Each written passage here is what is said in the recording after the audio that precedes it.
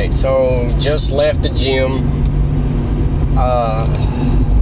Told y'all I would let y'all in on a little bit on about what I do in the gym. Today I did what I consider a heavy leg day. I basically just worked out legs more than anything else. I do a full body exercise, I guess you could call it, full of push-pulls. The foundation of my regimen is squats, obviously. When I come out, I lost a lot of muscle in my lower body and a lot of weight, and I'm trying to get that back. I've been doing sissy squats and just focusing on major muscle groups with the push-pulls. I did that for about 2 weeks, starting to branch out into some specific areas, but not specific muscles. Yesterday I did the full body with heavy arms. I'll go through that program another time, but since I did heavy legs today, I'll kind of let you know what I did. I start off with squats, 20 squats straight up, just one weight, no up and down. I'll warm up on the rowing machine for about 5 minutes just to get everything going, get my blood pumping, get the heart rate up. I try to keep my heart rate around between 120 and 130, or I should say 135, because with being out of shape as I am, my heart rate gets up, depending on what I'm doing, to 140, and today it even got up to 150, so I had to rest for a little bit and get it back down. But I start off from 5 minutes rowing, then I go from that, I go straight to squats. Like I said, I've been doing sissy squats with just a bar because I've got so much atrophy in my legs, I can't handle much weight. I've added, this week, I added about 10 pounds to that and just doing 20 squats just straight. What I do is they're called breathe pause or pause breathe, whichever way you want to say it. What you do is you squat once and you take a deep breath, one deep breath, and then you squat and you take a deep breath, and you squat and you take a deep breath. What that does is it allows you to pause at the top, really let that muscle, that squat, really push the blood into your lower half. It also makes for a difficult 20 rep session, even with 10 pounds. But I go from squats, I go to behind the neck press, or military press, or whatever you want to call it. I do them behind the neck mainly because I feel like I get more of a pump behind the neck than I do in front. I don't know what it is about that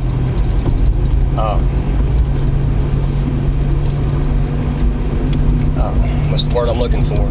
Position. There you go. I don't know what it is about that position that really hits my shoulders, but it does. So I do behind the neck when I do that. And I don't lean my head forward. I usually, like I am now, wear my hat backwards, and when I drop it down, when it touches the brim of my hat, I push up. I try to set, I might tilt my head a little bit, but I don't lean my head forward to bring it all the way down. You want to make sure you get good form. Then from there, I usually go to a bench press, close grip for right now, just light weights. I started off with just the bar, and then I've added about 20-25 pounds to it since then, but it's about as far as I'm going. And after the 20 set squat, everything else is 10 to 12 reps. I always try to get at least 10. Sometimes I don't get them, sometimes I get 8, and that's just about all I can do. But for right now, that's okay. I'm not trying to just get out and really put a whole lot of stress on my body because it's still recuperating. I have to keep reminding myself of that, but I'm only 13 weeks out, so it's still pretty early.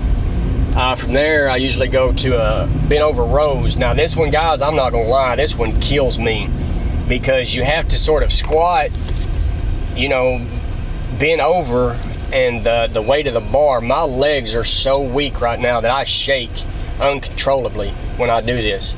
So especially today, I added some weight to it today. I've been just doing the bar, but today I added about 5 to 7 pounds to the bar, and I could only get about 8 rows before my muscles just got to shaking and twitching so bad I couldn't do it. What that tells me is what I'm thinking is right. My lower half is where my weakness is, and that's what I'm going to have to rehab again to get back what I lost and what I'm wanting. From there, I go to stiff leg deadlifts, or the Romanian deadlifts, whichever you want to do. I prefer the Romanian simply because I'm not that flexible, and for me to bend over about as far as I can bend and get the bar is to my knees. And I think that you need just a little bit more of a stretch or a pickup than your knees. You know, some people might think you don't. I also noticed that when I tried to bend past that on a straight leg, I break my form and I roll my back, which is a no-no on a deadlift. You can injure your back really quick on a deadlift by using bad form. And I've had issues with my back since the surgery. And here's a little tip for all your CF patients out there. When you go through this or any surgery, of course they knock you out, but they contort your body so that it's easier for them to do what they need to do. I don't know if they had a pad under my back or if they just had me arched in such a way, but the middle of my back is just sore, and it's been sore ever since. I had trouble sleeping because my back would hurt so bad, and it's getting better. Again, I'm 13 weeks out and it's getting better, but it's still really sore, and I can still really feel it when I do exercises like bent over rows and deadlifts and anything that really incorporates the back, even crunches. If I try to arch my back when I crunch, I can really feel it. So that's something to keep in mind. You want to make sure you're in good health and good, you know, physically fit when you go into something like this, as much as you can be. But from there I go to pullovers. That's basically just a modified, I call it a modified skull crush. Instead of moving your elbows, you move your shoulders. You try to isolate the elbows so that the weight goes over your head. This will hit your triceps really good, as well as your upper chest.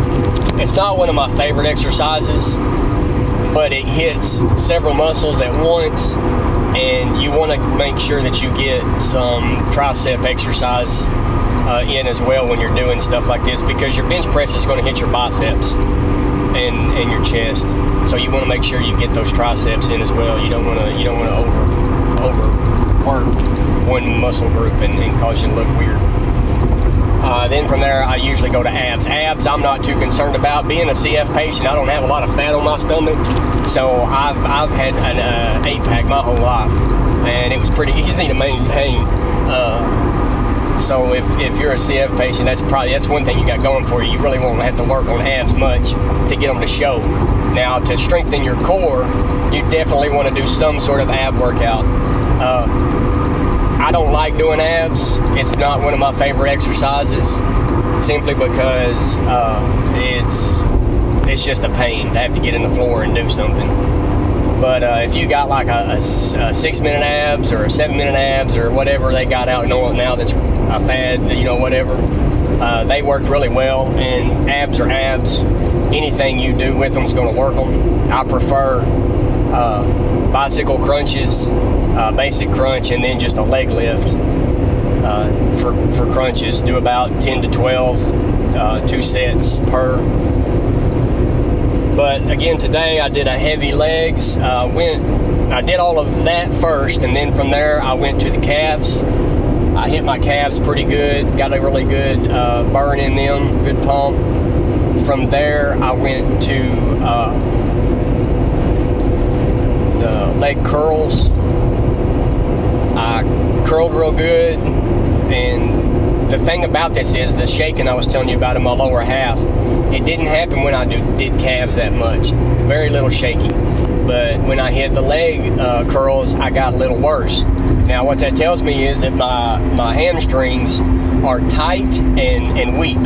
So by the time I got through my three sets, about 10 to 12 reps a piece with a reasonable weight. Remember, you don't want to overdo it starting off. If you've been in it for a while, find out what weight's good for you and knock it out. But by the time I got done with it, the shakes were gone in that exercise. From there, I went to leg extensions, and this is where it really showed.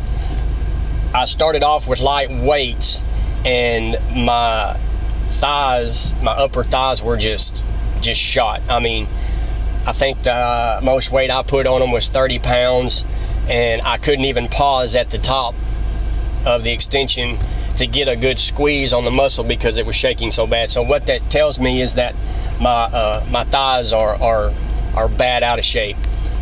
So you want to make sure that you pay attention when you're doing these exercises so that you can pinpoint your weak areas and work on them. Squats will fix that, but it's not going to fix it as fast as I want. Let's just be honest. I'm in the gym again, and I'm able to eat like I never have been able to eat before, and I want to put on some weight, and I want to get a little muscle built up. So that's where I'm at with this whole situation. That being said, I'm probably going to start adding some leg extensions in to my overall routine, just to make sure I get a good pump on them and get them built back up a little quicker. From there, I went to the leg press and felt really good on the leg press. Again, leg presses aren't one of my favorite exercises, simply because you squeeze your stomach. If you do it right, you get a real good low dip, and it just pushes up against your stomach. And if you've eaten or you've got liquid in there, it's gonna come out if you're doing it right. So it's not one of my favorite exercises, but it felt really good today to get in there and do it. Again, I didn't go heavy, but I haven't done leg presses yet, so I got a real good pump off of it. When I got done, my legs were real good and sore and tight. I could really feel the pump. So then I went from there, I went right back to squats, and I did 20 more squats with just the bar, just to cool off and cool down. And that's pretty much what I did today. That's my routine. If you take away just the leg stuff, the 1, 2, 3, 6, 7 things I mentioned first, from squats to abs, I do that every day that I go, regardless, because those are major compound movements. They hit all the big muscles, and they're the ones that's going to there's the one that's going to grow the big muscles and give you the weight you're looking for. But again, you got to feed it. Nutrition. If you're a CF patient, you've got to get your calories in. You just have to. There's no ifs, ands, or buts. Even on the bad days, the days that your stomach is just jacked up, you've got to get them calories in. Find a way to do it. I got faith in you, and I know you can, because I can do it, and we're going to do it, and we're going to get some weight on, and we're going to get better. But that's a heavy leg day for me, and I'll do those same exercises again on a heavy leg day. I'll just add weight to them, because you want to get that progression so that your muscles grow. Who knows? I may even try to get into a little bit of bodybuilding this go around, now that I've got the lungs to do it with. But that's where we're at right now. I'm at Sonic. I'm fixing to get me something to get my calories in. As always, be blessed. We love y'all, and we'll see you next time.